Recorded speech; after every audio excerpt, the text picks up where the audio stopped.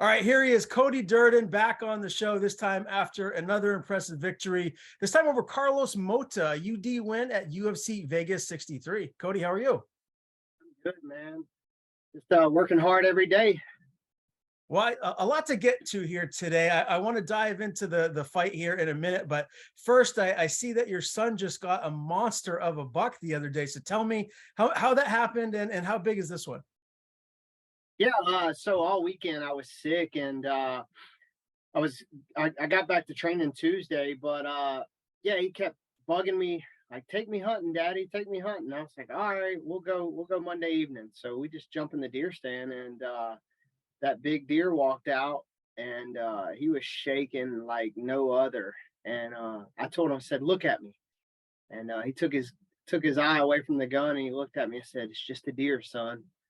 He was like, "All right." And he made a great shot at a 100-yard shot, and harvested the biggest buck of his life and put some meat on the table for us. Is that the first buck he got, or has he got one before?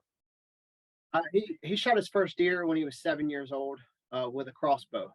Wow. And yeah, it was just a little spike, but this deer was bigger than every deer I've shot. So I'm kind of jealous, but more happy than anything. Do you know what the pounds is? Is this plus 200? Well, they've been running all November because it's the rut, and it's mating season. So they lose a lot of weight, but the deer weighed 160 pounds, and it was a 9 pointer. It was wide, tall, and everything that he didn't expect to shoot that evening. Okay. And you got your deer already this season, right? I did, yeah. Right after my fight, I went same deer stand, and the big I shot a 9 pointer as well. I mean, actually, it was a 7 pointer. It was a mainframe 8, but he broke off a time, and yeah, the same deer stand. I smacked it. So Well, had a pretty successful end of the 2022 thus far. absolutely. The Durdens know how to hunt. There's no doubt about that. So with Thanksgiving being tomorrow, what's going to be on the agenda for food? Are you guys going to have some venison, or is it going to be turkey? What are you guys doing? We have some venison, turkey, ham, stuffing, mac and cheese, and my favorite, the chicken and dumplings. Okay. Very So good. So I'm gonna be eating good. yeah, I was going to say you just had a fight, so you're probably just going to be diving in and eating whatever you want at this point, right? I am, and I've been training. Well, I got sick, but I went back to training a week and a half ago, and I trained hard, and then I came down with a little cold, and wasn't able to train. But I'm back training this week. Well, I started yesterday, Tuesday, and been on a roll ever since, 2 times a day. So I have to imagine you're training right around where your family's at. You're not at Coconut Creek just yet, right? So tell me who you have around you right now when you get back into camp when you're back home. So I train out of American Top Team, Team Lima, and I train with my coach, Chad Schaefer, at his house in the War Garage. We got a whole mat room set up in the garage, so it's good. And when you do book your next fight, the plan is to keep going back to Coconut Creek for that camp, correct? Yeah, for the most part, I'll go down and do a month or 5 weeks, and come back a week or 2 weeks before, depending on how I'm feeling, and how my body feels, really. And yeah, just keep being uncomfortable. All right. Well, let's talk about that fight with Carlos Mota. My goodness, man, that was a wrestling clinic. That's what you did to secure the win. You just dominated him with your high level grappling, your wrestling. But 229-28 for the judges. I thought that was a little bizarre. What was your thought process when you heard what they were saying? Well, he landed 3 hammer fists, and he reversed me 1 time in the third round. Other than that, I took him down 3 times. I took his back. I controlled him. I could have landed more shots, rather than just try to look for the submission. But in the third round, when I took his back, I was trying my hardest to secure him with my legs and finish him with the rear naked choke. But the guy's a black belt. He's been wrestling and doing jiu-jitsu since he was a kid. Has phenomenal power in his hands, and he's a very well-rounded fighter. But I was well prepared. I was in shape, and I just knew that it was my time. Now, this was kind of a last minute opponent change. You were originally supposed to fight Rodriguez, as we talked about in our previous interview. How much did that opponent change and just the style kind of switch things up and make it a little bit more difficult for you if it did at all? Well, I mean, I just really didn't know what to think at first. We're 7 days away from weigh-ins. I got notified on a Friday, and so I really didn't have time to think. And basically, that's when I made that tweet. It doesn't matter who you put in there next Friday, I'll be there, on weight, ready to go. And so they offered me Carlos Mota, and as well as I do that he's a very, very good, dangerous opponent. And yeah, there was a little uncertainty, but that comes with the fight game, like, especially when your opponent changes 7 days before. And you know the whole fight camp, I envisioned Clayton. When I was running with my buddies doing the road work, I would look back and I would envision Clayton, and I just wanted to keep pushing and beat him and everything. In the training room, when I'm on top of these guys, I would envision Clayton and what I was going to do to him, and all that switched. Mhm. What was this fight? Did it play out any different than you thought it would once you started to do a little bit of research and your coaches told you what to expect from Mota? Well, the game plan wasn't to go in there and wrestle the guy, but it was go in there and just fight. You'll figure out what you need to do in the moment. Keep your hands up, keep your distance, stay at your range, create angles, and land some clean shots on him. And after I landed the 1-2, and I kind of fell into him, and he was going down, whether I took him down or not. Dude, I hit him hard, and I felt it in my fist. And when I got on top of him, I wanted to secure, breathe, and really think about how to finish him. But he knew not to give me his back, and that's what he did. He played the guard game. And once I realized after the first round that this guy can't get up without giving his back, I knew it was a wrap. You had a number of submission attempts. How close were any of them? Were any of them really close enough to get him out of there, or was he doing a pretty good job of defending? No, I mean, the fight could have been more exciting, but yeah, he just stayed on his back, and a lot of times he was just laying there. He wasn't trying to. He did try. I couldn't really posture up to land strikes, because every time I did, he was going for my the leg locks, and that's a dangerous game to play. And a few times our legs got entangled, and those are just awkward positions. You usually don't train leg locks in MMA, and it's dangerous. So every time I couldn't really get the separation and the space I needed to land clean shots on him, because he was neutralizing it. And he really looked like he had a lot of power, Cody. Did he ever have you in any trouble throughout the fight? Well, in the third round, when he landed those two hammer fists, those were the hardest shots of the fight.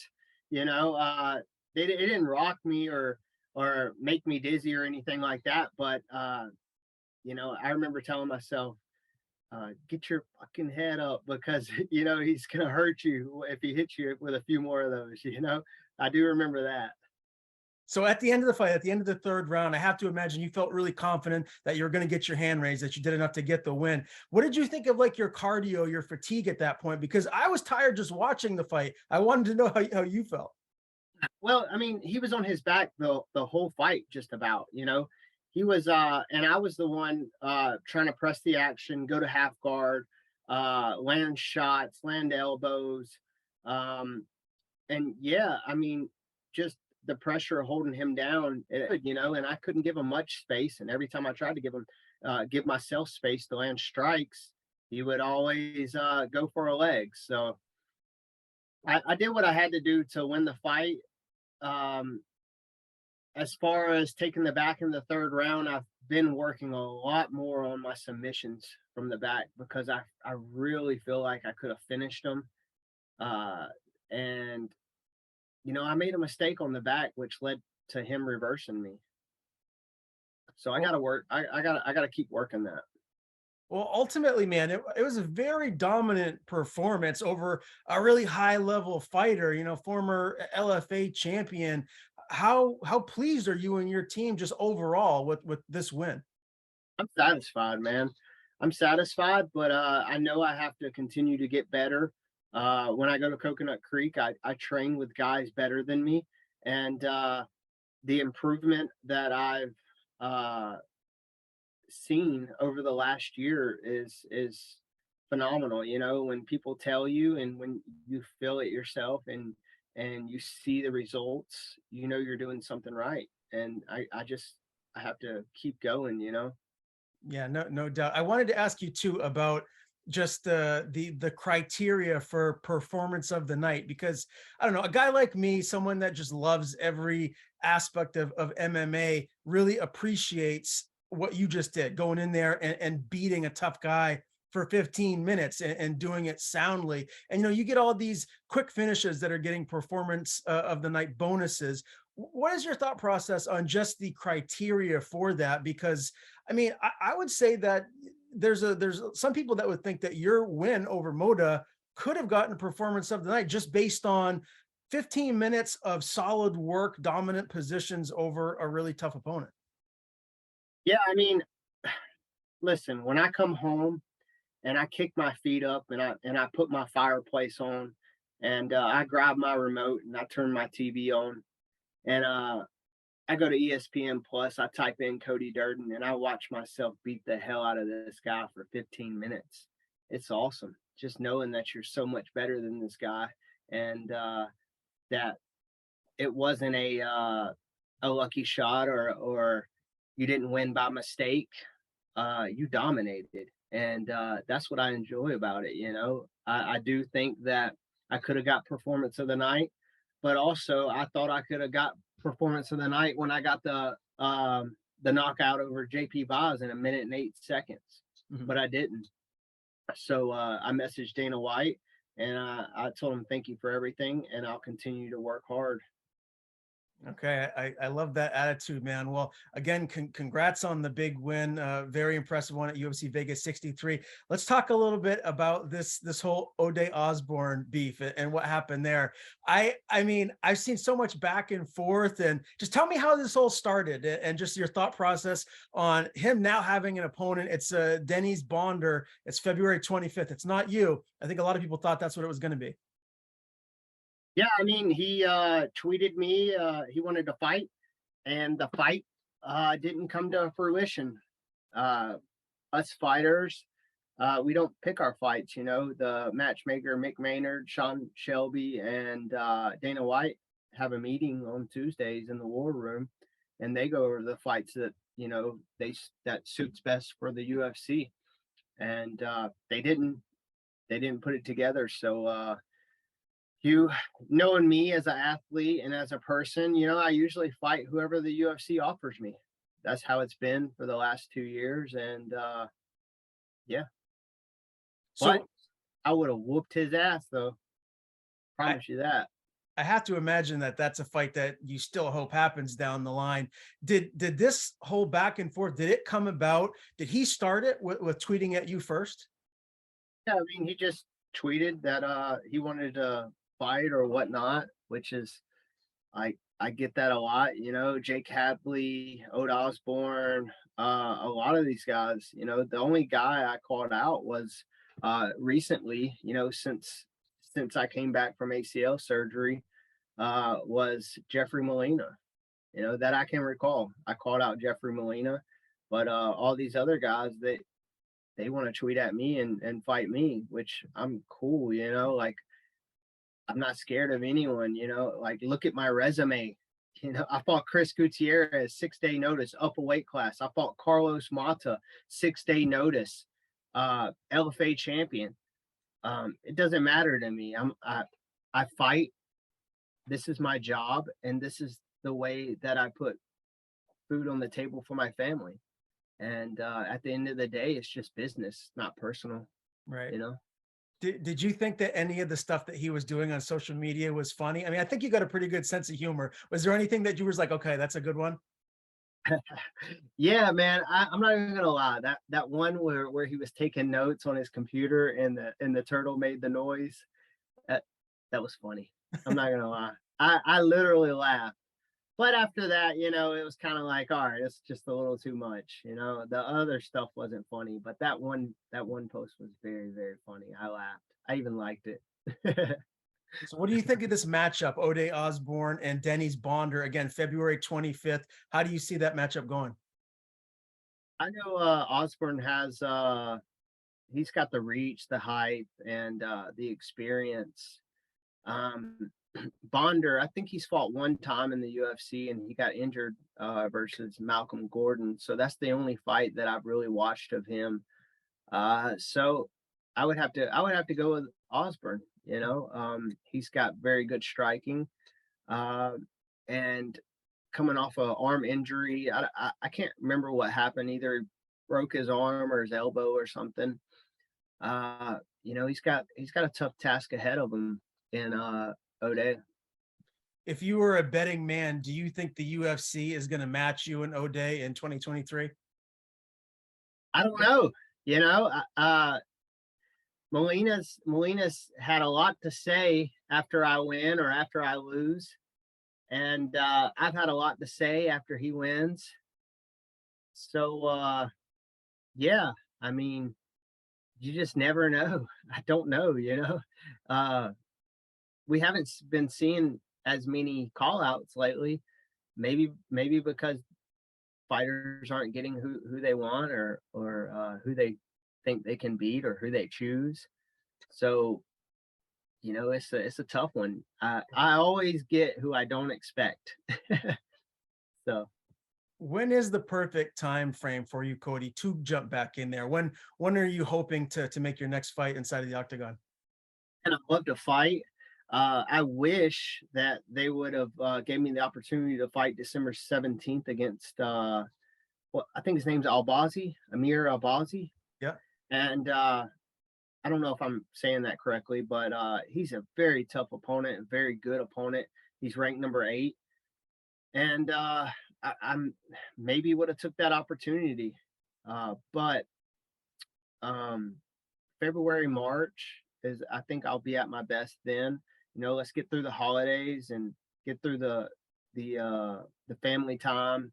It's Thanksgiving. Happy early Thanksgiving to you. And let's enjoy our family and Christmas and get back to it hard in February, March. Let's line a fight up.